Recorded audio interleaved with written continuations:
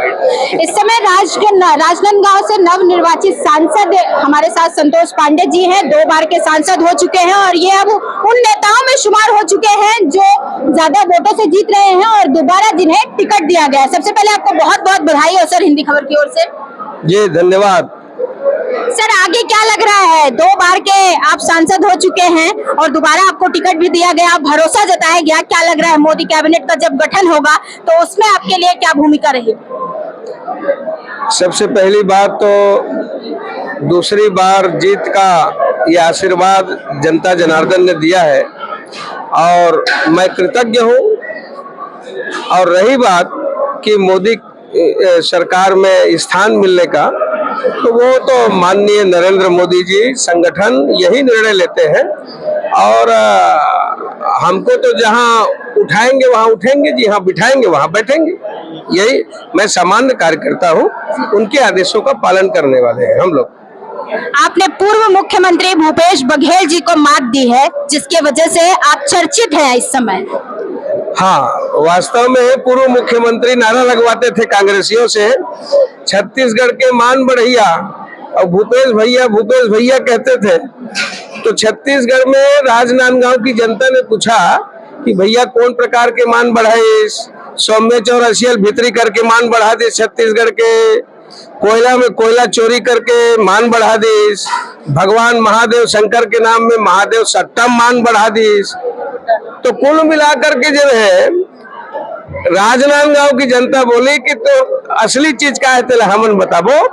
और वोट पहाड़ के नीचे आया, पता चल गया सबको। अच्छा पांडे जी, ये भी देखा जा रहा था कि मुख्यमंत्री जी 40 गांव का पूर्व मुख्यमंत्री जी भ्रमण कर रहे हैं, उन गांव में आप भी पहुंच रहे होंगे। क्या निष्कर्ष निकल रहा था जब आप जा रहे थे और वहीं पर पूर्व मुख्यमंत्री जी जा रहे थे? क्या देख पा रहे थे? अब आप कल्पना कर सकते हैं, जो हेलीकॉप्टर में कभी 4 ठो गाँव नहीं गए, वो मंझना नवतपा में गर्मी में 40 गांव घूम रहे थे। और राजनांदगांव क्षेत्र में नाथ गांव के सेतु निगम को दुर्ग ले गए, एडीबी कार्यालय को दुर्ग ले गए, बड़े बड़े कार्यालय दुर्ग ले गए।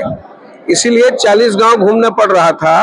किंतु जनता ने कहा कि नहीं, इनको सबक सिखाना है और सबक सिखाए, जैसी करनी वैसी भरनी।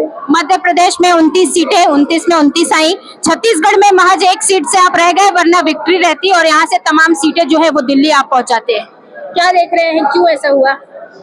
ऐसा है कि मध्य प्रदेश, छत्तीसगढ़ और मैं कहूँ कि यहाँ की संगठन का कोई सानी नहीं है।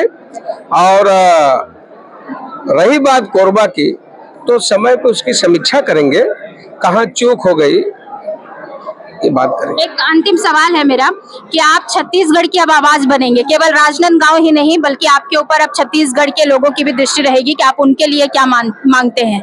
कुछ आपने दिमाग में ऐसा बनाया हुआ है कि क्या रहेगा छत्तीसगढ़ के लिए, क्या आवाज बननी है छत्तीसगढ़ की, क्या उनके लिए लेकर आना है? नहीं, ये तो भगवान की कृपा से, पार्टी और संगठन की कृपा से, मोदी जी की कृपा से जिस स्थान में है वो स्थान में उतने में ही हम इतनी आवाज लगाते हैं कि वो कई लोगों का कान का पर्दा फट जाता है। और किंतु रही बात आवाज की छत्तीसगढ़ की, तो किसी प्रकार की हमको कोई ख्वाहिश नहीं है, कहीं मंत्रिमंडल की ख्वाहिश नहीं है। जो आदेश पार्टी करेगी हम वही करते हैं। बहुत बहुत धन्यवाद।